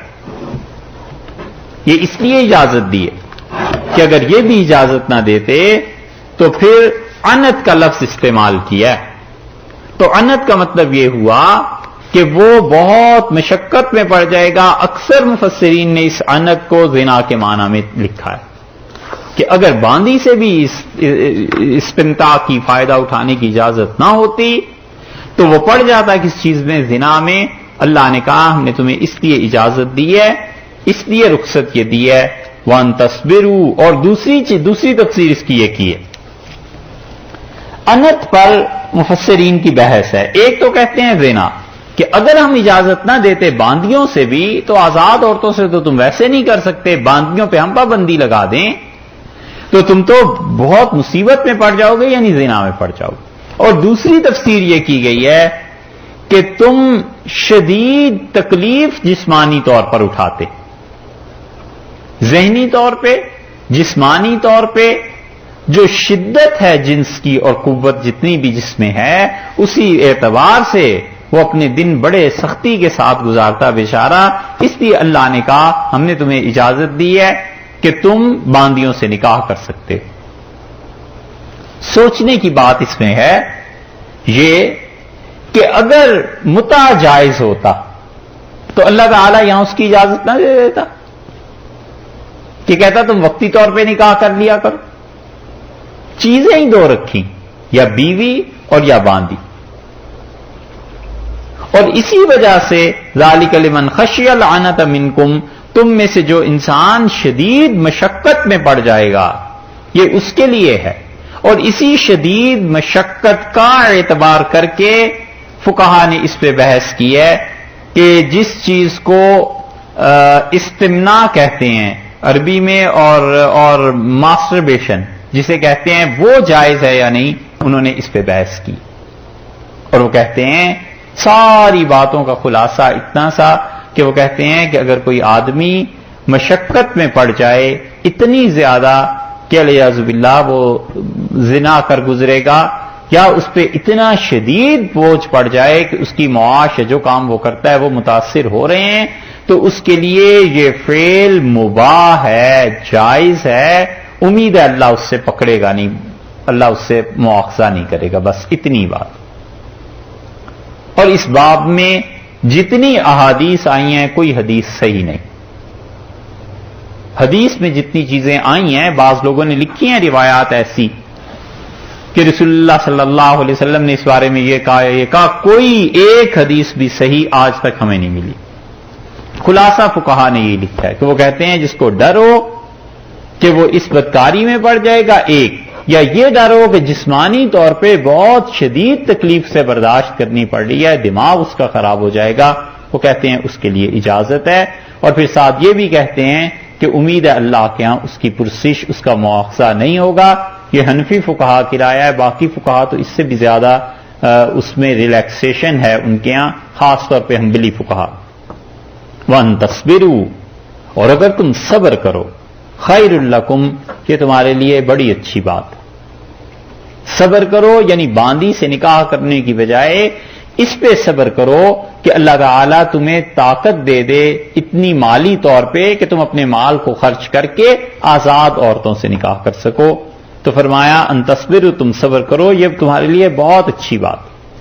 اور اسی سلسلے میں یہ خیال بھی کر لینا چاہیے کہ باندیاں بھی نہ ہوں ہمارے زمانے میں اور بیویاں ہی ہوں، اور کوئی آدمی اپنے مالی تنگی حالات اور تنگی ہوتی ہے مالی طور پہ نکاح بھی نہ کر سکے، تو جس کیفیت سے وہ گزرے گا اور جو اسے برداشت کرنا پڑے گا، کیا اللہ کے ہاں اس پہ کوئی اجر نہیں ہوگا؟ اپنے آپ کو جو گناہ سے پھر بھی بچا کے رکھتا ہے، وہ جو صبر کرنا ہے نا، وہ صبر اس کے کتنے گناہ معاف کرائے گا، اور اللہ کے ہاں اس صبر پہ اسے کتنا کچھ اجر ملے گا، یہ تو اس دن پتا چلے گا جس دن خدا کے ہاں پیش ہوں گے. یہ چیزیں کوئی چھوٹی چھوٹی نہیں. جب آدمی عمر کے اس حصے سے گزرتا ہے تو پھر سوچتا ہے کہ کیا ہو گیا ہے، پاگل ہو جاتا ہے، جنسی خواہشات سے اور دیوانگی طاری ہو جاتی ہے۔ اسی لیے شریعت نے اس معاملے میں بہت نرمی اختیار کیا اور لوگوں کو بالکل کلیئر کٹ بتا دیا ہے کہ یہ جائز ہے، یہ ناجائز ہے، اس کو کرو گے گناہ ہے، اس کو کرو گے اجازت ہے، اس کو کرو گے تو تمہارے لیے ثواب ہے، یعنی بیوی سے تعلق کا جوڑنا اور قائم کرنا۔ اور اسی میں وہ بھی احادیث آئی ہیں جن میں رسول اللہ صلی اللہ علیہ وسلم نے لوگوں کو یہ کہا ہے کہ اپنی اولادوں کے نکاح جلدی کرو، اور آپ نے فرمایا کوئی گناہ ایسا نہیں جس گناہ پہ آدمی کے ماں باپ کو پوچھا جائے سوائے نکاح کے، کہ آپ نے فرمایا تمہاری بیٹی یا بیٹے نے کوئی غلط حرکت کر دی تو قیامت میں تم سے بھی پوچھا جائے گا۔ اس لیے دونوں کو سوچنا چاہیے، والدین کو، کہ ہم جو تاخیر کر رہے ہیں کوئی گھر میں آ کے تھوڑے ہی بتائے گا کہ میں نے کیا کیا ہے، اگر کچھ کر آئی اور لڑکی یا وہ لڑکا اس گناہ میں والدین بھی آ گئے، اور ان کو بھی سوچنا چاہیے کہ اگر ہم نے کوئی حرکت کی تو قیامت میں خدا نے گرفت کر لی تو خود ہی نہیں پھنسیں گے، والدین کو بھی پھنسا دیں گے، انہیں بھی ڈبو لیں گے۔ اور پھر ایسے ماحول، ایسا معاشرہ جہاں پر چاروں طرف اس قسم کی چیزیں ہوں، اگر آپ وہاں لوگوں کو یہ فتویٰ دینا شروع کر دیں کہ یہ اس سے کم درجے کی چیز جو ابھی ہم بیان کر چکے ہیں، ماسٹربیشن وغیرہ، یہ چیزیں بھی ناجائز ہیں، پھر کیا پاگل بنانا ہے یا کافر بنانا ہے؟ کرنا کیا؟ شامی، عالمگیری، ہر جگہ یہی جزیہ لکھا ہوا ملے گا حنفی فقہا کے یہاں، کہ وہ کہتے ہیں کہ اگر کوئی آدمی اتنا ڈسٹرب ہو جائے کہ وہ جسمانی طور پہ تکلیف برداشت کرتا ہے یا اسے ڈر پھر اس چیز کا ہے کہ بدکاری میں پڑ جائے گا، وہ کہتے ہیں امید ہے اللہ کے یہاں اس سے مواخذہ نہیں ہوگا۔ اور اللہ نے فرمایا تصبروا، صبر کرو، خیر لکم، یہ تمہارے لیے اچھی چیز ہے۔ اور رسول اللہ صلی اللہ علیہ وسلم کے زمانے میں لوگ آتے تھے، ایسی بات کرتے تھے، اور حضرت صلی اللہ علیہ وسلم نے ان لوگوں کو یہ نہیں کیا کہ انہیں کہیں کہ بہت غلط بات ہے اور ایسی چیز ہے اور ایسی چیز ہے۔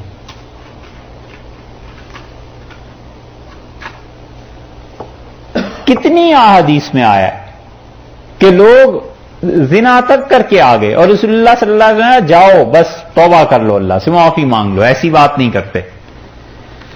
ایک آدمی آیا، اس نے کہا اللہ کے رسول یہ حرکت ہو گئی، آپ نے فرمایا اچھا نماز کے بعد، نماز پڑھ لی تو آپ نے فرمایا وہ کہاں گیا جو مجھ سے بات کر رہا تھا؟ اس نے عرض کیا اللہ کے رسول میں، آپ نے فرمایا اما صلیت معنا، تو نے ہمارے ساتھ نماز نہیں پڑھی؟ اس نے کہا جی پڑھ لی۔ آپ نے فرمایا خبردار اب جو بولے جاؤ، اللہ نے معاف کر دی۔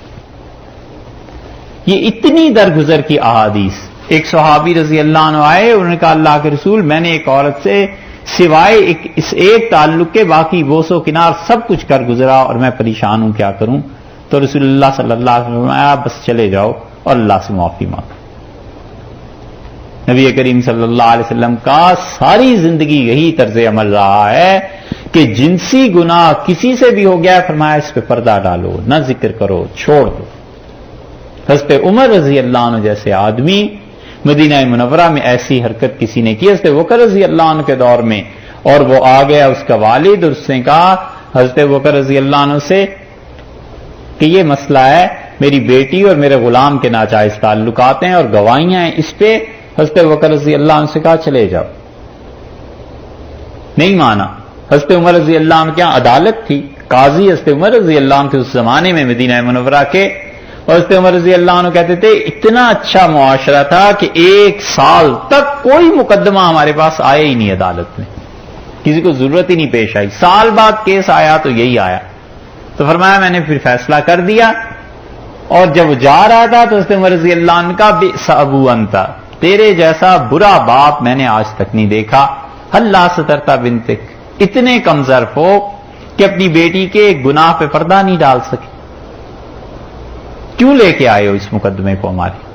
ظاہر ہے جب عدالت میں کورٹ میں چیز چلی جائے گی تو پھر تو وہ باقاعدہ رجسٹرڈ چیزیں، وگرنہ شریعت نے اس میں ہمیشہ یہ، اسی لیے آپ دیکھیے اس سورہ نساء میں بھی جہاں آیا ہے نا ذکر اس کا کہ ایسے اور ایسے اور یہ فحاشی کے کام اور یہ چیزیں، فوراً اس کے بعد وہ عورتوں اور مردوں کا جہاں ذکر آیا ہے، یہ سورہ نساء کی 15ویں اور 16ویں آیت میں آیا نا کہ اگر ایسی حرکتیں عورتیں کریں تو پھر انہیں گھروں میں بند رکھنا، اور وہ دو مرد جو ایسی حرکت کر گزرے، فوراً بات کا انما التوبۃ علی اللہ، توبہ تو بس اللہ نے قبول کرنی ہی کرنی ہے. فوراً توبہ کا ذکر کیا کہ ایسی چیز نہیں ہے، ہو گیا ہے گناہ، مٹی ڈالو، توبہ کرو، ختم کرو اس بات. یہ ہے شریعت کا مزاج. اسی لیے مسلمانوں میں جب تعلیم ٹھیک تھی تو بچے جب بڑے ہوتے تھے وہ انہیں باقاعدہ جنس کی تعلیم دیتے تھے کہ کیا چیز جائز ہے کیا ناجائز ہے، اور وہ بڑھاتے تھے. ہمیں نہیں معلوم سیکس ایجوکیشن یہاں کیا ہے، لیکن مسلمانوں کے یہاں ہوتی تھی. اور وہ جب تعلیم ختم ہوئی، نظام بگڑا، تو پھر سب کچھ ہی بگڑ گیا. یہ رسول اللہ صلی اللہ علیہ وسلم کا طرز عمل ہر جگہ ملے گا، معافی کا، توبہ کا، ترغیب کا، کہ مت ایسی باتیں کرو، جاؤ اللہ سے معافی مانگو، توبہ.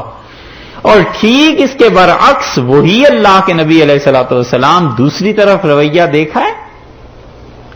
کوئی جھوٹ بول کے آ جاتا تھا، حضرت عائشہ رضی اللہ عنہا کہتی ہیں یجد فی نفسہ شیئا، رسول اللہ صلی اللہ علیہ وسلم برابر اپنے دل میں اس کے لیے کھٹک محسوس کرتے تھے، حتیٰ تاب، یہاں تک کہ وہ اپنی حالت بدل لے، جھوٹ نہ بولے. اور ان کے دل میں کھٹک کا پیدا ہونا، اس کا مطلب ہے اس کا ایمان خطرے میں پڑ جاتا. اور دوسری طرف آپ نے دیکھا ہے یہ سب وہ ہیں جو زنا کر کے آئے ہیں اور انہیں فرما رہے ہیں جاؤ معافی مانگو، اللہ سے توبہ کرو. اور دوسری طرف حضرت ابو ذر غفاری رضی اللہ عنہ جیسے انسان نے یہ کہہ دیا حضرت بلال رضی اللہ عنہ سے کہ یبن السودا، کالی عورت کا بیٹا، کالیا کا بیٹا. رسول اللہ صلی اللہ علیہ وسلم نے سن لیا اور فرمایا ابو ذر تو ایسا آدمی ہے جس میں امر الجاہلیہ اب تک کفر کی باتیں پائی جاتی ہیں. عیرتہ بأمہ، اس کی ماں کا نام لے کے اسے آر دلا رہے ہو، اسے شرم دلا رہے ہو. تم ایسے آدمی ہو جو ابھی تک کفر کی حرکتوں میں. انہیں نہیں کہا کہ معافی ہے، وجہ اس کی یہ ہے کہ یہ گناہ جو جذبات کے غلبے سے سرزد ہوتے ہیں، جب غلبہ اتر گیا، وہ بھوت دماغ سے نکل گیا، تو پھر توبہ ہی کرتا ہے، شرمندہ ہی ہوتا ہے، معافی مانگتا ہے. اور وہ گناہ ایسے گناہ نہیں ہیں، وہ تو عادتیں ہیں. جھوٹ بولنا کوئی ایسا گناہ تھوڑے ہی ہے کہ ایک بار جھوٹ بول دیا تو شرمندگی ہو گئی، وہ تو عادت بن جاتی ہے. اسی طرح لوگوں کا مذاق اڑانا یہ کوئی ایسی چیز تھوڑی کہ ایک بار مذاق اڑا دیا تو بس پھر ختم ہو گیا، وہ مذاق اڑانے کی عادت بن جائے گی. تو اخلاقیات اس پہ شدید گرفت، اور جنسیات اس پہ فرمایا معافی ہے، چھوڑ دو ان چیزوں. یہ اگر کبھی حدیث پڑھانے کا موقع ہوتا صحیح بخاری کا تو ہم آپ کو بتاتے رسول اللہ صلی اللہ علیہ وسلم کا مزاج کیا ہے اور صحابہ رضی اللہ عنہم کا مزاج کیا ہے. مزاج کے مطابق دیکھو کیسی کیسی چیزیں، حتیٰ کہ حضرت صلی اللہ علیہ وسلم کا اپنا گھر. حضرت عائشہ رضی اللہ عنہا فرماتی ہیں کہ میں نے ایک دن رسول اللہ صلی اللہ علیہ وسلم کی کسی بیوی کے لیے اشارہ کر دیا کہ وہ پست قد والی، چھوٹے قد والی. تو آپ نے فرمایا عائشہ اتنی غلط حرکت کی ہے کہ صاف پانی کا سمندر ہوتا اور اس میں ملا دیتے، سمندر کا رنگ سیاہ ہو جاتا. اتنی غلط بات، ڈانٹ دیا. اور دوسری طرف ان پہ تہمت لگی ہے. ام المومنین تو طاہرہ تھیں، مطہرہ تھیں، پاک تھیں. تو رسول اللہ صلی اللہ علیہ وسلم کے گھر گئے اور ایک دن جب بہت زیادہ حد ہو گئی لوگوں میں باتوں کی تو آپ نے فرمایا عائشہ، بخاری میں لفظ آئے ان کنت ملمت بالذنب، اگر واقعی تم سے کوئی گناہ ہو گیا ہے تو فاستغفری لربک، اللہ سے معافی مانگ لے. ان العبد اذا اعترف بذنبہ، آدمی جب کوئی ایسی حرکت کر گزرے اور اللہ سے معافی مانگ لے، تاب اللہ علیہ، اللہ اسے معاف کر دیتا ہے. تو ام المومنین رضی اللہ عنہ کہتی ہیں میں نے عرض کیا کہ اگر میں یہ کہوں کہ میں نے ایسی بری حرکت کچھ کر دی ہے تو اب موقع ایسا ہے کہ آپ بھی یہی سمجھیں گے کہ ہاں ایسے ہی ہو گیا. اور لوگ بھی مجھ پر یہی الزام لگاتے ہیں. اور اگر میں کہوں کہ نہیں کی اور یقیناً میں نے ایسی کوئی حرکت نہیں کی تو پھر میں وہ کہتی ہوں، اور فرماتی تھی اتنا غم تھا کہ مجھے بھول گیا یوسف علیہ السلام کے والد کا کیا نام تھا. تو پھر میں نے کہا وہی بات کہتی ہوں جو یوسف علیہ السلام کے والد نے کہی تھی کہ انما اشکو بثی وحزنی الی اللہ، میں اپنے اندر کے دکھ اور رنج کی فریاد بس اللہ ہی سے کرتا ہوں، اللہ ہی سے کہتا ہوں. یہ رسول اللہ صلی اللہ علیہ وسلم کا اپنے گھر میں طرز عمل دیکھ لو. ایک طرف کیا ارشاد فرمایا ہے، اور جو اخلاقیات کی بات ہے اس میں کیا ارشاد فرمایا ہے، یہ لوگ نہیں سمجھتے. اس لیے مسلمان زنا کر لے، کوئی دیکھ لے، اس کی نظروں میں ایسا گر جائے کہ جیسے قیامت تک یہ اچھا شریف آدمی ہی نہیں. اور اگر وہی مسلمان کسی کا مذاق اڑاتا ہے، جھوٹ بولتا ہے، کوئی اور ایسی بات تو پرواہ ہی نہیں، وہ تو اپنا حق سمجھتے ہیں نا. شیشہ اتارا گاڑی کا کسی غیر مسلم پہ، کسی اور پہ پھپتی کس دی، کسی سکھ کو دیکھا، ہندو کو دیکھا، چلتے ہوئے اچٹتا ہوا ایک جملہ کہا اور گزر گئے. یہ کوئی گناہ ہی نہیں، اور گناہ ہے تو بس وہی ہے. یہ اتنے مزاج بدل گئے ہیں. اس کی وجہ بنیادی طور پہ وہی ہے. پھر لے دے کے ایک ہی بات آ جاتی ہے کہ نہ پڑھنا، تعلیم کا نہ ہونا.